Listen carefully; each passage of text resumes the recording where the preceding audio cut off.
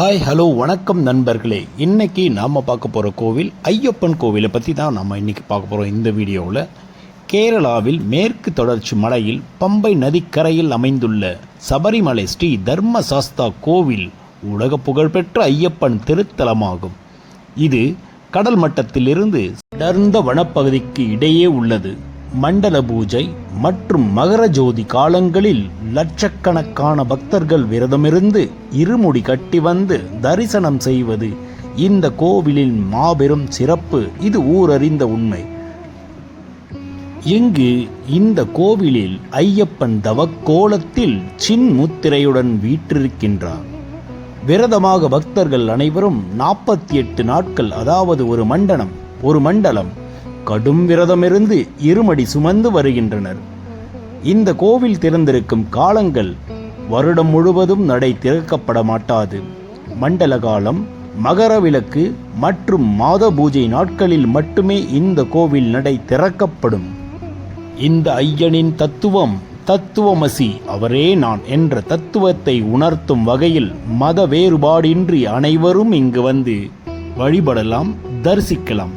இங்கு இந்த ஐயனின் கோவில் சபரிமலையை தவிர அச்சன் கோவில், குளத்துப்புழா, ஆரியங்காவு, எரிமேலி போன்ற இடங்களும் முக்கிய ஐயப்பன் கோவிலாக கருதப்படுகிறது. இது மட்டுமின்றி தமிழ்நாட்டில் பல்வேறு இடங்களில் ஐயப்பனின் கோவில்கள் இன்றளவும் உள்ளன. இன்றைக்கு நாம் காணும் ஐயப்பனின் கோவில் கல்பாக்கம் மற்றும் சதுரங்கப்பட்டினம் இதன் அருகில் உள்ள அனுப்புரம் என்கிற கிராமத்தில் அமைந்துள்ள இந்த ஐயனின் சன்னதி அழகாகவும் அற்புதமாகவும் உள்ளது. இந்த கோவிலில் வருகிற ஏப்ரல் மாதம் 1ஆம் தேதி அன்று பிரதிஷ்ட உற்சவம் மிக விமர்சையாக நடைபெற உள்ளது.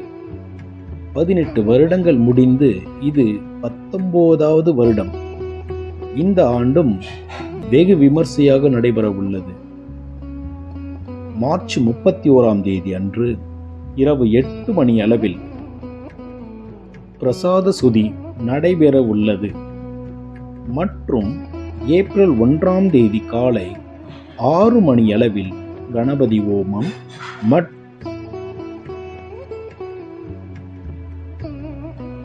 மிருதி இஞ்சாய ஹோமம் கேரள தாந்திரிகள் பிரஹம் ஸ்ரீ வாமனன் நம்பூதிரி அவர்களால்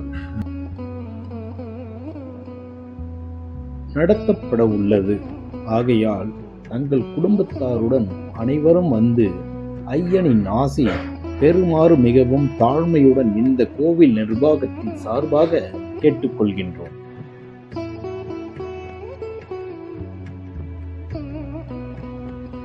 அதே தினத்தன்று 9 மணி அளவில் திராவிய கலசம் மற்றும் உச்ச பூஜையும் இங்கு ஐயனின் சன்னதியில் விமர்சையாக நடைபெற உள்ளது. அன்று மாலை 6 மணி முதல் மகாதீப ஆராதனை மற்றும் நீங்கள் ஆவலுடன் எதிர்பார்க்கும் 18 படி பூஜை மிகவும் சிறப்பான முறையில் இங்கு நடைபெற உள்ளது. அதே நாளில் அதே நேரத்தில் அதாழ பூஜை அற்புதமாக இந்த ஐயனின் கோவிலில் நடைபெறும். தாந்திரீகர்கள், நம்பூதிரிகள் கேரளாவிலிருந்து இந்த கோவிலுக்கு நேரடியாக வந்து இந்த விழாவினை அற்புதமாக நடத்தி தர உள்ளனர். இந்த நிகழ்ச்சிகளை தொடர்ந்து அன்று இரவு அன்னதானம் சிறப்பான முறையில் இங்கு வழங்கப்பட உள்ளது.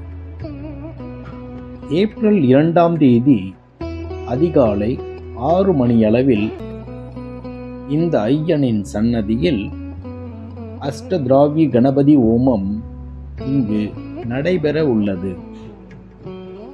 9 மணி அளவில் கலச பூஜை, கலசாபிஷேகம், உச்ச பூஜை மற்றும் ஸ்ரீ பூதாபலி இந்த மேற்கண்ட நிகழ்ச்சிகளை சிறப்பாக நடத்தி தருவதற்காக தாந்திரிகள், நம்பூதிரிகள் அவர்களால் நடத்தப்பட உள்ளது.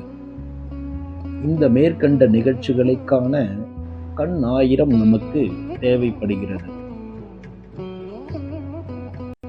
அன்று மாலை 6:30 மணியளவில் மகா தீபாராதனையும் மற்றும் பகவதி சேவையும் இங்கு வெகு விமர்சையாக நடைபெற உள்ளது.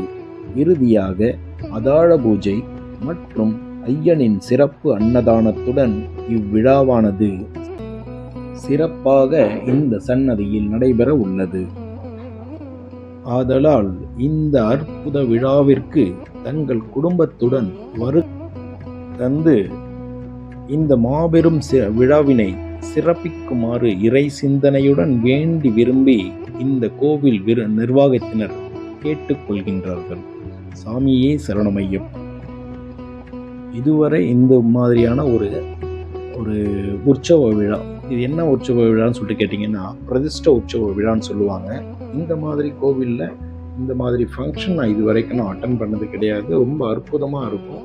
தமிழ்நாட்டில் கேரளா கோவில் அப்படின்னு சொல்லிட்டு பார்க்கும்போது பார்த்தீங்க அப்படின்னா சொற்பயன்கள் மட்டுமே இருக்குது. இந்த அளவுக்கு பார்த்தீங்கன்னா வடபழனியில் அவ்வளோ ஃபேமஸாக இருக்கும். அற்புதமான கோவில்கள் எல்லாமே இருக்குது. ஸோ அந்த மாதிரி தான் இங்கே இந்த கல்பாக்கம் பக்கத்தில், அதாவது சட்ராஸ் பக்கத்தில் இருக்கும், சதுரங்கப்பட்டினம் சொல்லுவாங்க, அது பக்கத்தில் இருக்குது.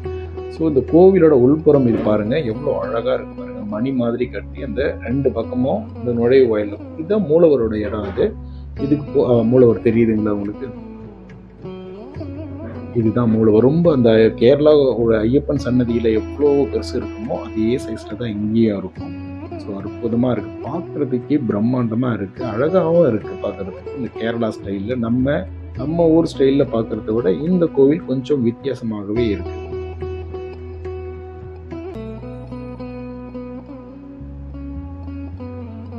இது மேலே அந்த விமானம் சொல்லுவாங்க பார்த்தீங்களா, அந்த இடம் இது. மூலவர் மறுபடியும் அவங்களுக்கு காட்டுறேன். கீழே பார்த்தீங்க அப்படின்னா மூலவருக்கு கீழே 18 படி இருக்கிற மாதிரி ஒரு சின்னதாக 18 படி மாதிரி வச்சுருப்பாங்க. ஸோ இது மேலே தான் இந்த 18 படி பூஜையும் பார்த்தீங்க அப்படின்னா இந்த ஏப்ரல் மாதம் நடக்க இருக்குது. இது அந்த கோவிலோட சைடு வே பிக்சர். இது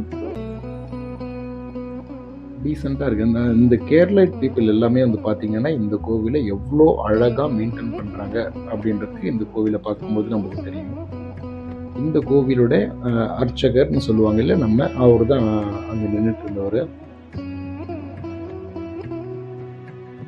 பொதுவாகவே இந்த 48 நாள் விரதம் இருக்கிறது அப்படின்றது சாதாரண ஒரு விஷயமே கிடையாது. நான் ஒரு 5 இயர்ஸாக நான் இந்த ஐயப்பன் கோயிலுக்கு போயிட்டுருக்கேன், சபரிமலைக்கு. அந்த 48 டேஸ் பார்த்தீங்க அப்படின்னா அந்த மாதிரியான ஒரு பூஜைகள் கடைபிடிக்கிற ஒரு முறைகள் எல்லாமே பார்க்குறோம் அப்படின்னா அவ்வளோ சாதாரண ஒரு விஷயமே கிடையாது. இந்த அர்ச்சகர் மேலே, கோயில் பூசாரிகன்னு சொல்லுவாங்க பார்த்தீங்களா, அந்த மாதிரி அவங்க மேலே ஒரு தனி ஒரு மரியாதையே கிடைக்கும். இந்த மாதிரி நேரங்களில் நம்ம எவ்வளோ கடைபிடிக்கிறோம் இந்த இடத்துல. இந்த ஒரு 48 டேஸ் நம்ம எவ்வளோ மெயின்டைன் பண்ணுறோம் அப்படின்னும் போது பார்த்தீங்கன்னா ரொம்ப சிரமமாக இருக்குது. ஸோ இவங்கெல்லாம் எப்படி தான் கண்டினியூஸாக இந்த மாதிரி எவ்ரிடே இந்த மாதிரி மெயின்டைன் பண்ணுறாங்க அப்படின்னு சொல்லிட்டு பார்க்கும்போது கொஞ்சம் பிரமிப்பாக தான் இருக்குது, ரொம்ப கஷ்டமாகவும் இருக்குது. நம்மள மாதிரி சாதாரண ஒரு ஆள் பார்த்தீங்க அப்படின்னா இந்த மாதிரி ஒரு சுத்தபத்தமாக இருக்கிறோம் அப்படின்னா நிச்சயமாக இவங்க எப்படி இருக்காங்க என்ற ஒரு வாழ்க்கை முறை நம்மளுக்கு தெரிய வருது. இது மேலே மணி மாதிரி இருக்குது, 18 படிகள் பாருங்கள், சின்ன படிக்கட்டு மாதிரி தான் இருக்கும். இந்த கோவில் உள்ள பார்த்தீங்க அப்படின்னா மூலவர் நம்ம சபரிமலையில் இருக்கிற மாதிரி ஒரு சின்னதாக தான் இருக்கும், அதே சைஸில் தான் இருக்கும். கிட்டத்தட்ட பார்த்தீங்கன்னா நம்ம சபரிமலையில் எவ்வளோ பார்க்குறோமோ அதே மாதிரி தான் இங்கேயும் இருக்கும். அழகாக தெரிகிறாரு பாருங்க, எவ்வளோ பிரம்மாண்டமாக இருக்காரு பாருங்க. இது உள்ளே போனாலே மன அமைதி அவ்வளோ அழகாக வருது. நம்ம சாமியை பார்த்துட்டு திரும்பி ரிட்டர்ன் வெளியில் வரும்போது பார்த்தீங்க அப்படின்னா சந்தனம், அதுக்கப்புறம் ஒரு பூவு கொடுக்குறாங்க, ஒரு சின்னதாக ஒரு பூ மாதிரி கொடுத்துட்டு சந்தனம் ஒரு வெத்தலையில் வச்சு தான் கொடுக்குறாங்க. நார்மலாக சந்தனம் கையில் கொடுக்காம வெத்தலையில் வச்சு தான் கொடுக்குறாங்க. இந்த கோயில் கொஞ்சம் நல்லாவே இருக்குது, பார்க்குறதுக்கு நல்லா அழகாக இருக்குது. இந்த ஏரியாவில் இருக்கிற இந்த ஐயப்பன் கோயிலை நீங்கள் எல்லாருமே மிஸ் பண்ணாமல் பாருங்கள், உங்களுக்கு நேரம் கிடைக்கும்போது அவ்வளோ அழகாக இருக்குது. இந்த ஐயப்பனோட சன்னதிக்கு பக்கத்தில் அன்னதான கூடம் தனியாக மண்டபம் மாதிரி கட்டி வச்சுருக்காங்க. நான் உங்களுக்கு அந்த லாஸ்ட்டில் கிளிப்பில் உங்களுக்கு காட்டுறேன், கோயிலை விட்டு வெளியில் வரும்போது நான் உங்களுக்கு காட்டுறேன். அந்த அன்னதான கூடத்துக்கு அன்னதானம்லாம் வழங்குறாங்க. வழங்கும் போகிறதுக்கு முன்னாடி பார்த்தீங்கன்னா இந்த பாத்திரம் மாதிரி இருக்கு இல்லைங்களா, இது உள்ள நீங்கள் காணிக்கை செலுத்துகிற மாதிரி இருந்தால், நீங்கள் அதில் அன்னதானத்துக்கு காணிக்கை செலுத்துகிற மாதிரி இருந்தால் நீங்கள் அந்த பாத்திரத்திலே நீங்கள் போடலாம். அது நேரடியாக வந்து பார்த்திங்கன்னா அது அன்னதானத்துக்கு தான் போகும். இந்த இடம் மண்டபம், அன்னதான மண்டபம்னு சொல்லுவாங்க. ஸோ சின்ன சின்ன ஃபங்க்ஷன்ஸ் கூட இங்கே கண்டினியூஸாக நடக்குதுங்க. ஸோ நேரடியாக வந்து பாருங்கள், இந்த கோயிலை மிஸ் பண்ணாமல் வந்து பாருங்கள். ஸோ நம்ம தமிழ்நாட்டில் கேரளைட் ஸ்டைலில் இந்த மாதிரியான ஒரு கோவில் நல்ல அழகாகவும் பார்க்குறதுக்கு நீட்டாகவும் இருக்குது. ஓகே நண்பர்களே, மீண்டும் அடுத்த வீடியோவில் அடுத்த ஒரு கோவிலை பற்றி நம்ம பார்ப்போம் விரிவாக. நன்றி நண்பர்களே.